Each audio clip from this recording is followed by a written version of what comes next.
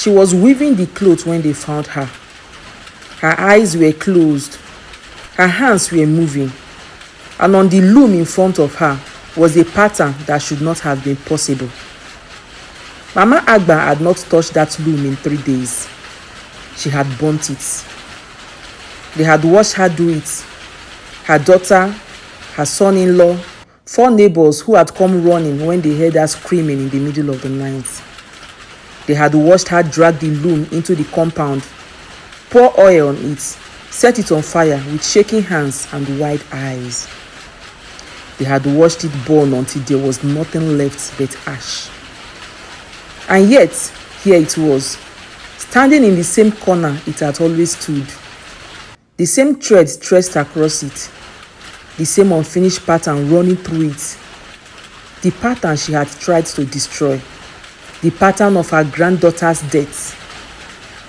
My name is Jessie, your narrator, and what I'm about to tell you happened in the village of Oshara in Yorubaland, in the time when the cloth a woman wove was not just clothes, when the thread carried memory, when the pattern told the truth, whether the weaver wanted them or not.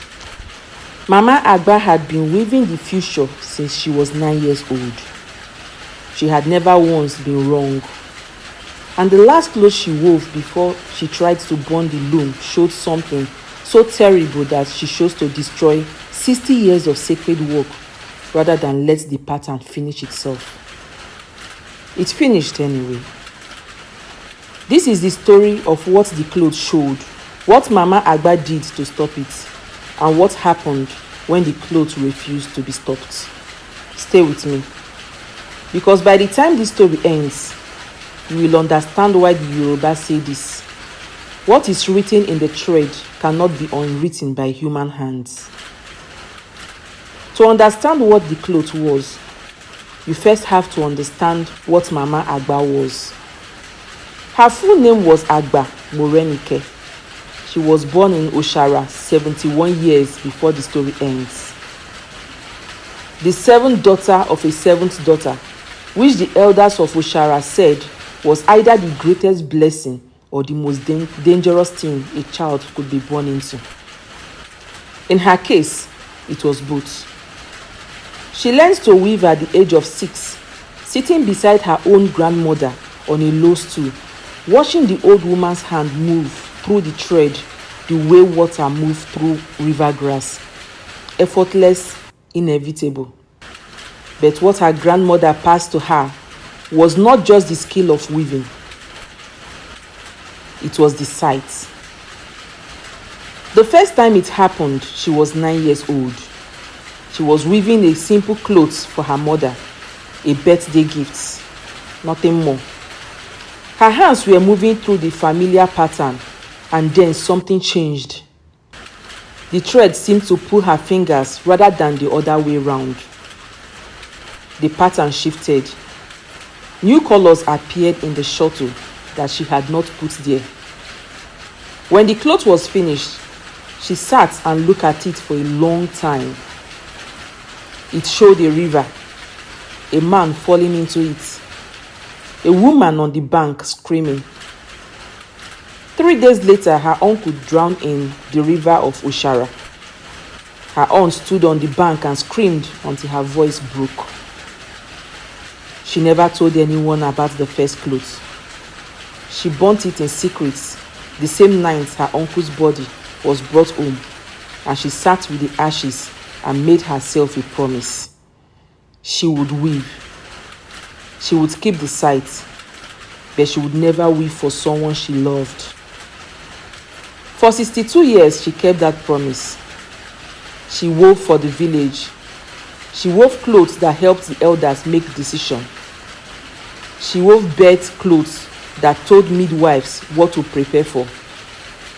She wove warning clothes to save 3 harvests and prevent 2 wars. She became the most respected woman in Oshara. People traveled from 4 villages away to sit with her and ask for a cloth. And she never once wove for anyone in her own family. Until the night her granddaughter Temi came back home. Temi was her youngest grandchild, The one who looked most like Agba had looked at her age. The one who had sat on her grandmother's knee and learned to weave before she learned to read.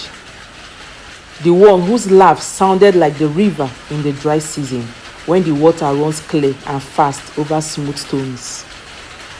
Temi came home from the market one afternoon, unable to walk straight. By evening, she could not keep water down.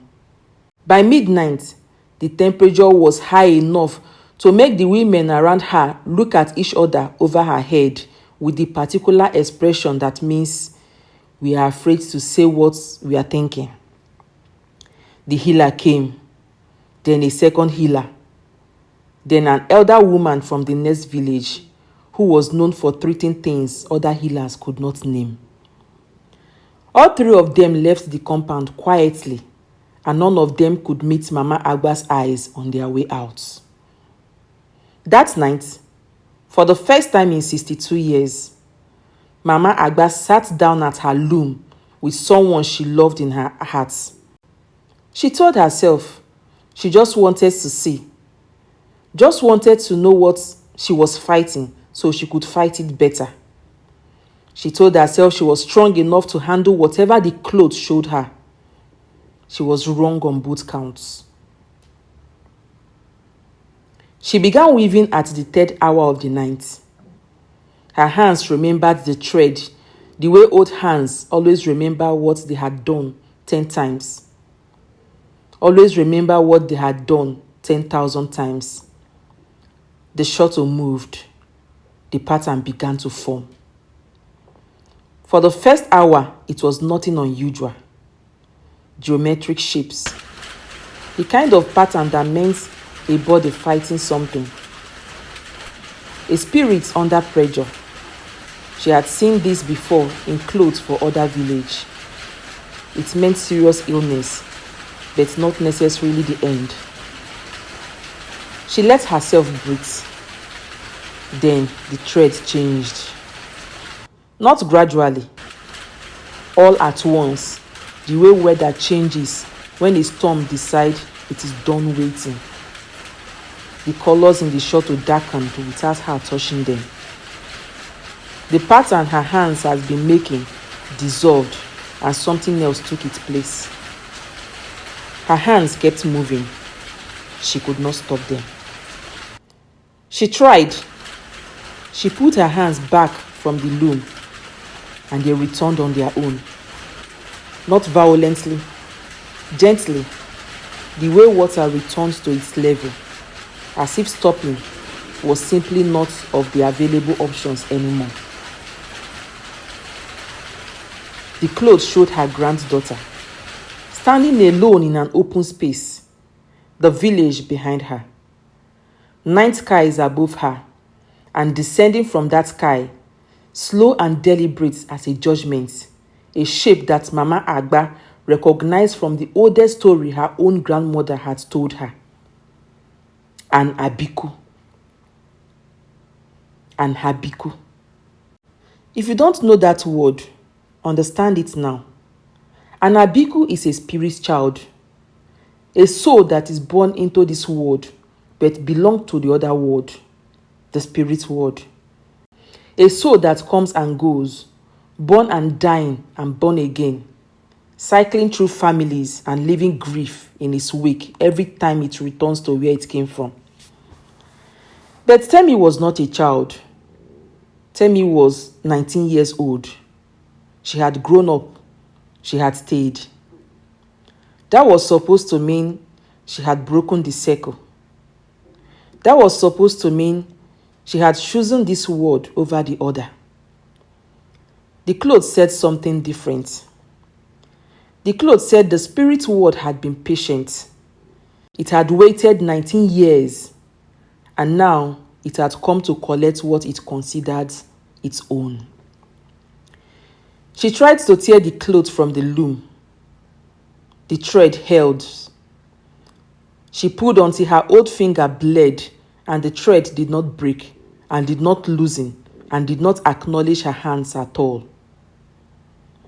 She tried to cut the thread with a knife. The knife moved through them and came out the other side, and the thread were uncut, as if the blade had passed through smoke. She sat back and looked at what her hands were making, and she made a sound that her daughter, sleeping on the other side of the compound wall, would describe later as the sound she'd never wanted to hear again for the rest of her life. Not a scream, not a cry, something underneath both of those.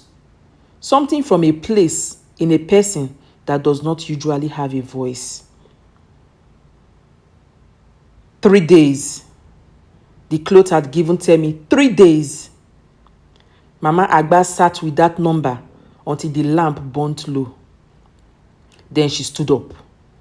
She went into Temi's room and sat beside her sleeping granddaughter, and she watched her breathe, in and out, in and out, the chest rising and falling, the face peaceful in sleep in the way sick people's face sometimes are when the body has stopped fighting for a few hours and borrowed the stillness of the night. She watched her breathe until the sky began to lighten. Then she went back to the loom and she made her decision. She did not tell anyone what she had seen in the clothes. Not her daughter, not the healer, not the elders who had relied on her sight for 40 years and would have sat with her through anything. She told herself it was to protect them. But the truth she would not look at directly for another 3 days was simpler and harder than that. She did not tell anyone because she was not ready to hear anyone say it was too late. She went to the loom and looked at the cloth one last time. The pattern was finished now. She had not returned to it since the night before it had finished itself in the hours she was sitting with Temi. Every thread placed, every color chosen, the image complete and terrible and undeniable. She did not study it. She did not let herself see more than she already had. She rolled the clothes off the loom and carried it outside and dropped it in the center of the compound and poured oil over it. Then she went back for the loom itself. It was heavy. Heavier than it had been when she first built it 30 years ago. Heavier than any pieces of wood its size had any right to see. She dragged it with both hands, stopping twice when her back screamed at her, not stopping a third time. She got it outside. She placed it on top of the clothes. She poured the rest of the oil. By now, her daughter was awake, and a neighbor, and then 3 more people drawn by the sound of dragging wood and the smell of oil in the early morning. Her daughter grabbed her arm. "What are you doing? What is happening, Mama? Talk to me." Mama Agba looked at her daughter and said very quietly and very clearly, "Stand back." They watched it burn, all of it. The clothes, the shuttle, the frame, the thread, everything that had been the loom for 30 years. It burned for 2 hours. When the fire died, there was nothing left but a black mark on the ground and a pile of ash and the faint smell of something beneath the wood smoke that nobody could identify and nobody wanted to. Mama Agba went inside. She sat in the corner of her room where the loom had stood, and she spoke to the empty corner. She spoke directly to whatever had been using the loom as a door. She said, "I have burnt the thread. I have closed the door. You will not have her. Whatever depth exists between this family and the spirit world, I am telling you now that I am the one who will pay it. Not her. Me. I have lived my life. She has not lived hers. If you want a soul from this compound, take mine and leave her breathing." The corner was quiet. No voice, no response, no sign that anything had heard her. She told herself that was a good thing. She was wrong. She heard it at the second hour of the night, the sound she had been listening for without knowing she was listening for it. The knock of wood against wood, the pull of thread through a shuttle, the rhythm she had lived inside for 62 years, coming from the corner of her room. She did not move for a long time. She lay on her mat and listened, and she counted the knock, and she told herself it was the house settling. It was the wind. It was her old ear playing trick that old ears sometimes play in the deep of the night. Then she turned over and looked at the corner. It was back. Not a new loom. Not something that looked like the loom. The same loom. The same crack in the left upright that had been there since the year her husband died, and she had thrown a clay pot at the wall and missed. The same darkening on the lower beam from 30 years of her hand resting on the same place. The same thread, the same color, the same unfinished clothes that she had poured oil over and watched burn to ashes. She got up. She went to the corner. She touched the wood. Solid, real, warm in the way wood is warm when someone had been working it recently. She looked at the clothes. The pattern was exactly where it had stopped the night before. Not a single thread further, waiting for her to continue. She did not sit down at the loom. She went to her daughter's room and woke her. Her daughter came back with her and stood in the doorway and looked at the loom and looked at her mother and said nothing for a very long time. Then her daughter said, "But we watched it burn." Mama Agba said, "I know." Her daughter said, "What does this mean?" Mama Agba looked at the loom, at the unfinished clothes, at the pattern that she has refused to study but had memorized anyway in the way she memorized the things that terrify you most. She said, "It means the cloth is not finished, and whatever is weaving it will not stop until it is." Her daughter asked the question that Mama Agba had been hoping she would not ask. She asked, "What is in the clothes?" Mama Agba sat down at the edge of her mat. She was quiet for so long her daughter thought she had fallen asleep sitting up. Then she said, "Get me the oil." Her daughter stared at her. Mama Agba said, "We are going to burn it again. Give me the oil." They burnt it a second time, deeper in the compound this time, away from the wall, in the open center where the fire could breathe. More oil, the whole household washing this time. 8 people standing in the compound in the middle of the night, watching an old woman burn her loom for the second time in one day. Nobody asked question. The look on Mama Agba's face was not the face you ask question of. It burnt faster the second time, as if it wanted to get the burning over with, as if it had somewhere to be.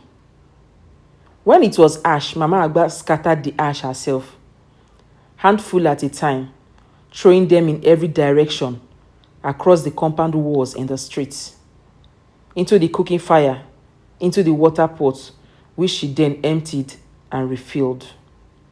No ash left in one place, nothing to return to. She then went to Temi's room. Temi was awake. The noise of the night had woken her. She was sitting up on her mat, pale and thin from 2 days of illness, looking at her grandmother with eyes that were too calm for someone who had just watched her grandmother burn a loom at the middle of the night. Mama Agba sat beside her, took both of Temi's hand in hers. She did not say what she had seen in the clothes. She would never say that. Not to Temi, not to anyone. She said, "I need you to do something for me. Something important." Temi said, Anything, Grandma. Mama Agba said, tomorrow at dawn, before anyone else is awake, I want you to go to the Oshara River. I want you to go to the place where the old Iroko tree grows at the bend. I want you to put your hands in the water, and I want you to say your full name 3 times.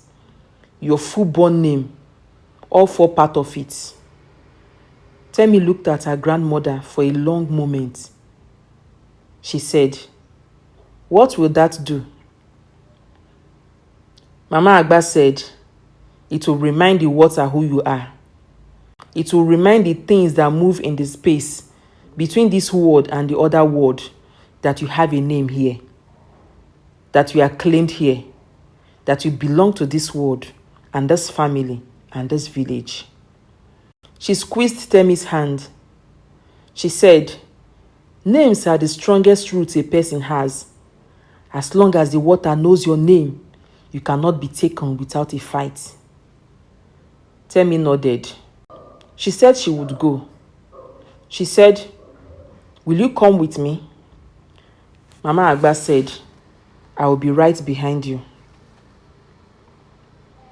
What Mama Agba did not say was that she plans to be at the river first, before dawn, before Temi, because there was something else she needed to do at that river before her granddaughter arrived, and she did not want Temi to see it.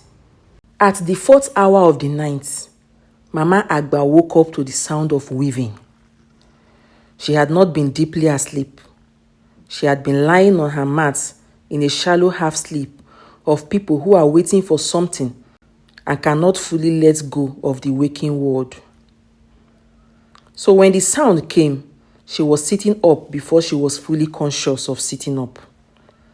The corner of her room, the loom was back. This time, she was not surprised. This time, she felt something worse than surprise.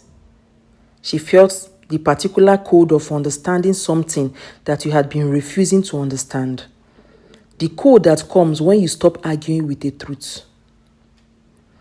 She was not alone in the room. Something was sitting at her loom. She could not see it clearly. The room was too dark and the thing seemed to resist being seen directly. When she looked at the corner straight on, there was nothing there except the loom and the moving shuttle.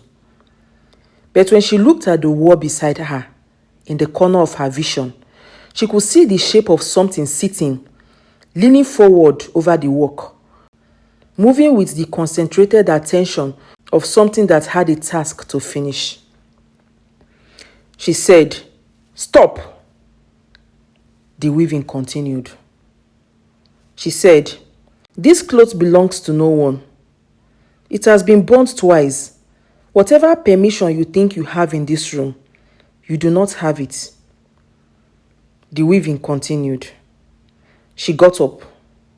She walked to the corner. She stood directly in front of the loom. The shuttle moved around her hands, through them almost, as if she was not entirely solid to whatever was doing the weaving. She looked at the clothes. She had told herself she would not look. She had made that decision twice already, and it had held twice. But standing here in the dark with something weaving through her hands, the decision dissolved. She looked at the clothes. The pattern was almost complete. One section remaining in the top right corner. And in that section not yet woven, she could see the outline of what was coming next in the way you can see the shape of a scar before the wound closes. It was not just Temi anymore. The cloth had expanded. There were two figures now.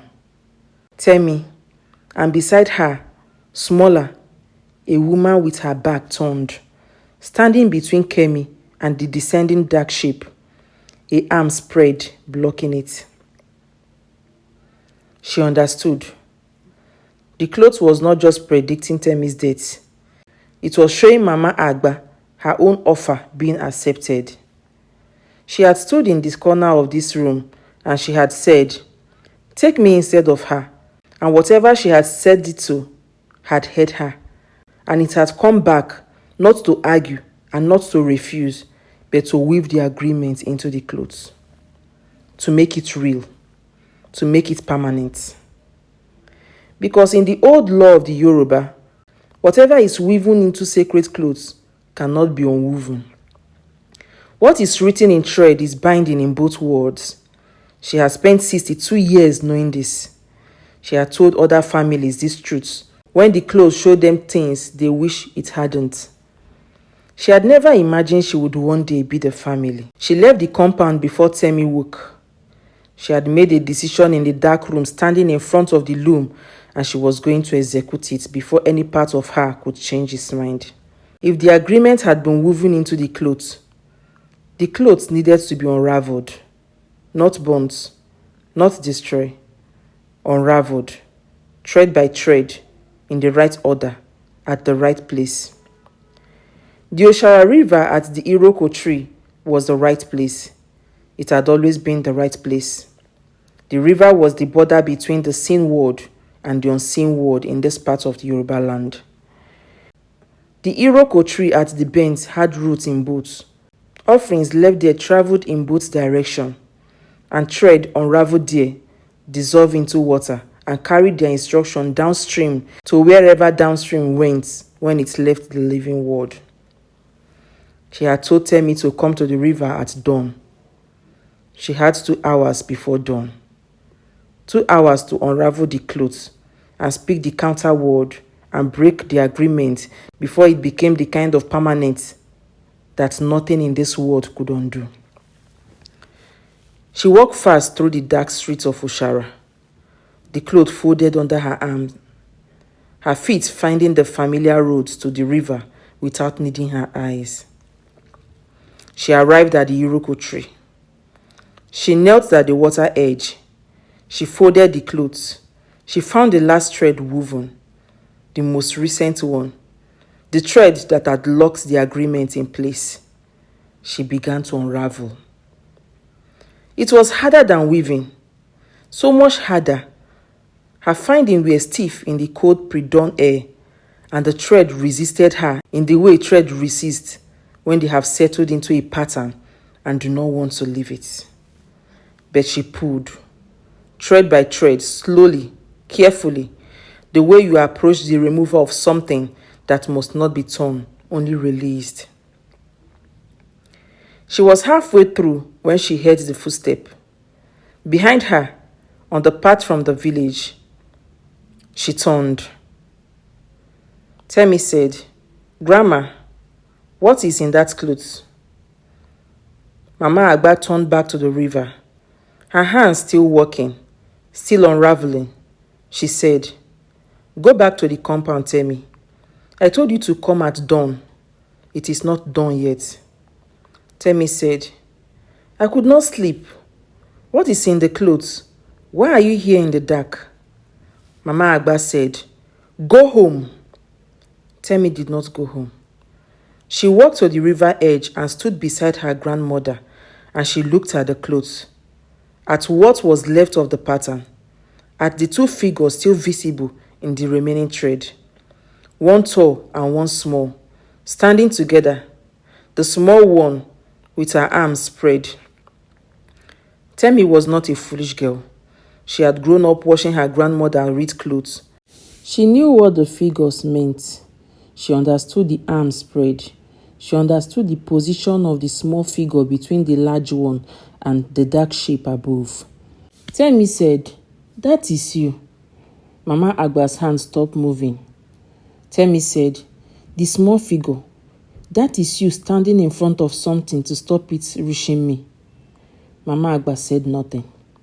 Temi sat down in the grass beside her grandmother. She put her hands over her grandmother's hands. She stopped her from unraveling. They sat at the river edge for a long time without speaking. The water moved past them. The Iroko tree creaked once in a wind that neither of them felt. The sky moved from black to the deep blue that comes before grey. Then Temi said, "How long do I have?" Mama Agba said, "Temi." Temi said, "How long do I have?" The cloth shows a date, I know how the cloth works. I have watched you read clothes my whole life. How long? Mama Agba looked at the river, at the threads still floating downstream, the ones she had already unraveled, disappearing around the bend. She said, "One day." Temi was quiet for a long time. Then she said, "And if you take my place, if the cloth is allowed to finish, what happens to you?" Mama Agba said nothing. Temi said, "What happens to you, Grandma?" Mama Agba said, "I go to the place the cloth has always been connected to. I have been weaving the boundary between here and there for 62 years. It is not the worst place for me to end up." She said it carefully, practically, the way she said everything practical. Temi looked at her. This girl who looked like a younger version of her grandmother.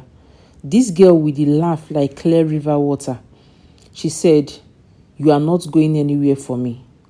Mama Agba said, "That is not your decision." Temi said, "Grandma, I am Abiku. I have always known I was Abiku." The silence that followed had weight. Temi said, "I have known since I was 7. I used to have dreams about the other place. I used to wake up and not know which world I was in. I stopped when I was about 10, but I never forgot what the dream felt like." She said, "I know what I am. I know what comes from me. And I know that you standing between me and it does not solve the problem. It just means the problem takes you instead and then come back for me in the next cycle, because that is what Abiku does. It comes back." Mama Agba said, "Then what do we do?" It was the first time in 62 years of reading the future that she had asked someone else that question. Temi looked at the river. She looked at it for a long time with the expression of someone who had been turning a problem over in their mind for years and has arrived, finally, at the one answer that might work. She said, "I have to go to the other place myself, not to be taken. Go, willingly.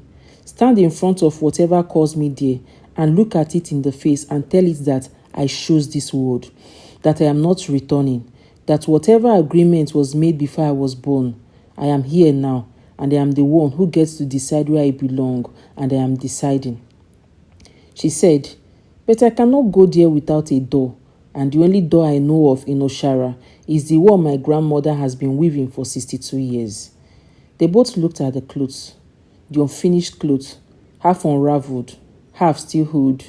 Mama Agba understood. The clothes needed to finish.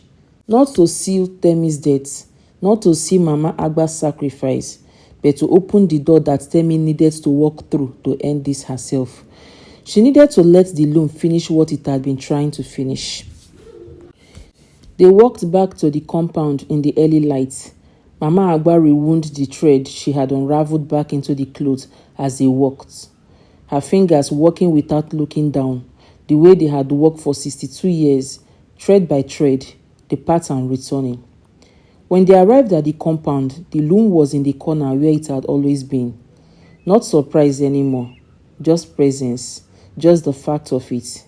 Mama Agba sat down on the loom for the first time since the first night. Temi sat beside her on the low stool where she had sat as a child watching her grandmother weave. Mama Agba's hand found the thread. The shuttle moved. She wove for 2 hours without stopping.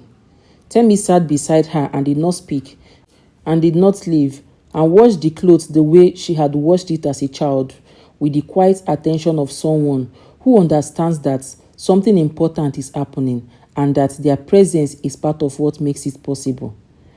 When the last thread was placed, Mama Agba took her hands off the loom and sat back. The cloth was finished. Mama Agba said, "The door is open." She said, "You have until the lamp burns down to come back." She lit the lamp. Temi looked at the clothes. She looked at her grandmother. She put her hand on the old woman's face for a moment. Just a moment. The way you touch something you love before you do something that might change everything. Then she put her hands on the clothes. What happened in that room in the next hour, Mama Agba never described to anyone. She sat at the loom and watched the lamp burn, and she watched her granddaughter sit with her hands on the clothes and travel somewhere with her body still in the room, and she did the only thing she could do. She wove. Not the future, not a prediction, something she had never woven before in 62 years, a request. She wove Temi's name into the clothes, all 4 parts of it, the full-born name. She wove it with every thread she had, and she wove the name of Temi's mother, and her mother before her, and her own daughter going back 7 generations. She wove the roots of this family into the clothes, and she held those roots as steady as she could with 71 years old hand, and she told the clothes, told the loom, told whatever was on the other side of the door. She belonged here. Every thread of her comes from here. Bring her back. The lamp had less than a finger's worth of oil left. Mama Agba watched the flames and wove and did not look at Temi, and did not look at the door, and did not look anywhere except the thread under her hands, and the name she was weaving over and over into the clothes. The flames bent, not from wind. There was no wind. It bent towards Temi, as if something was passing through it on the way back into the room. Temi took a breath, a real one, deep, the kind that comes after a long time of breathing shallowly, the kind that means a body has remembered it is in the world. Her hands lifted from the clothes. She looked at her grandmother. Mama Agba stopped weaving. She looked back. Temi said, "I found it." Mama Agba said nothing, waiting. Temi said, "The thing that caused me, I found it and I stood in front of it and I told it my name. All 4 parts. I told it where I came from and who I belonged to, and that I was not returning, not in this cycle or any other. That the agreement made before I was born was made without my knowledge, and I was refusing it on the ground that I had been given a life, a grandmother, and a name, and those things were mine, and I was keeping them." Mama Agba said, "And?" Temi looked at the clothes, at her name woven through every inch of it, layer after layer, in the old woman's handwriting made in thread. She said, "It accepted." She said, "It said names are binding in both worlds. It said a soul that knows its own name and claim it freely cannot be held to an agreement made in its absence. It said..." She stopped. Mama Agba said, "What did he say?" Temi said, "He said the one who wove the name so many times that the clothes cannot hold anything else. It said to tell her the depth is cleared, the thread is done." The lamp went out. In the dark, Mama Agba reached across and found her granddaughter's hand. They were warm. Temi recovered. Within 2 days, the illness was gone, not faded, gone as completely as if it had never arrived, which the healers cannot explain and eventually stopped trying to. Mama Agba burnt the finished clothes, not in panic this time, not with oil and shaking hands in the middle of the night. She burnt it carefully in the cooking fire one morning while Temi sat beside her, and they both watched it burn together. And when it was ash, Mama Agba put her hands in the ash and said something quietly that Temi did not hear, and they went inside for breakfast. The loom remained. It never moved again. It never walked without her hands on it. Whatever had been using it as a door had found the door closed and moved on to wherever such things moved onto. Mama Agba wove for 11 more years after that morning. She wove for the village, for the elders, for family who needed the sight she carried. She never again wove for someone she loved. That promise held for the rest of her life. But the last clothes she ever made, in the final year of her life when her hands had begun to slow and her eyes had begun to soften at the edges, was a small cloth, not for the village, not a prediction, not a warning, a gift for Temi. Temi still has it. She will not say what is in the pattern. She says only that it's the most beautiful thing she had ever seen, and that she plans to weave a cloth for her own daughter one day with the same pattern in it. The Yoruba have always known that clothes carried more than thread, that the hands of a weaver have more in the fabric than pattern and color, that what a person feels when they weave goes into the clothes the same way grief goes into a song, permanent, invisible, present to anyone who knows how to feel for it. Mama Agba spent 62 years weaving for everyone except the people she loved most. She believed that was the price of the gift, the distance you had to maintain to keep a site clean. She was wrong about that. She found that out at the river at dawn with her granddaughter's hand on top of hers, stopping her from unraveling the clothes that needed to be woven. What the clothes needed was not distance. What the clothes needed was love, woven so deeply into it that the spirit world itself looked at the thread and said, "There is nothing here I can take. This has already been claimed." I am your narrator, where the forest remembers what the village forgot.